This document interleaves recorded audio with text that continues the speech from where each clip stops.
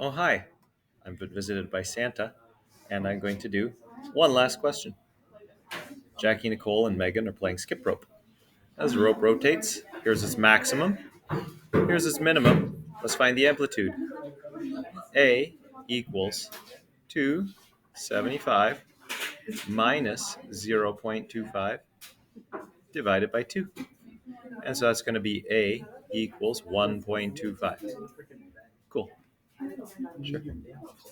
And then, if the maximum is at 2.75, we can also find C, which is the horizontal axis, by doing kind of the opposite. Like we'll take 2.75, we'll add 0.25, we'll divide that by 2, and that's going to be C is equal to 1.5.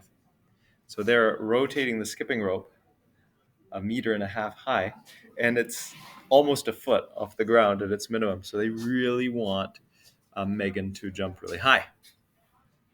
All right. The first minimum height occurs 2 seconds after the maximum height. So we need to set our scale. And I think 0.25 is good. So this is 0.5. This is 1. This is 1.5. This is 1 point. That's not very good, is it? No, we can't use 0.25. That's not enough. Oh well. I've been having a day, so I'm allowed to make mistakes like that from time to time. Let's use 0.5. I feel like that should have worked. Anyway, whatever. Doesn't always have to go the way you think. Call this 1, 2, 3. I think we could go. Yeah, that's fine. Let's use that. So that's 3 meters high. That's 1, and then this is 0 down here. Cool. And then we'll put 1 second again out here. 1, and then this is 2 seconds, 3 seconds, 4 seconds, and let's put in the points that we're given.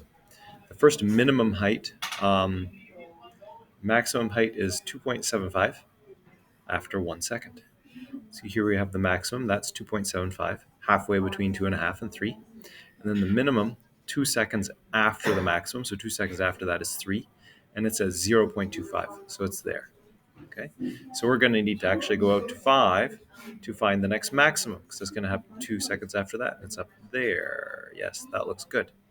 Okay, so we're not given the initial starting position, but if we notice that the period is 2, so the period is 4. So if the period is equal to 4, then K is equal to 360 divided by 4, which is equal to 90.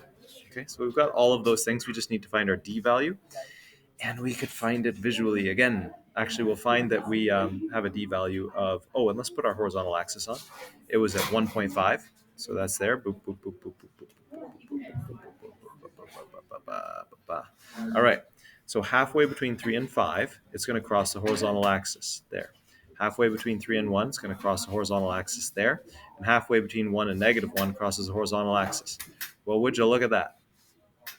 This one gives us a sine wave that starts on the horizontal axis and goes up. Isn't that nice? It's a sine wave with no D transformation. So style points for choosing sine here. So here is the sine equation.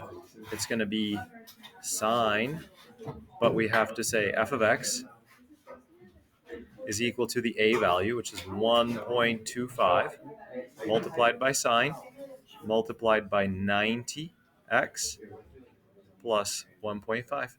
And that's the sine equation. Full style points for that one. If we use a cosine, well, we're going to take this point, which is our starting point for cosine, the maximum, and go down. And we can just get that by transforms. So we would say g of x is some cosine function. It's equal to 1.25 multiplied by cosine of 90x. 90x minus 1, that would be the correct transformation, plus 1.5. That's how you create these equations. All right, everyone. Hope that helps out. Any questions, hit me up by email.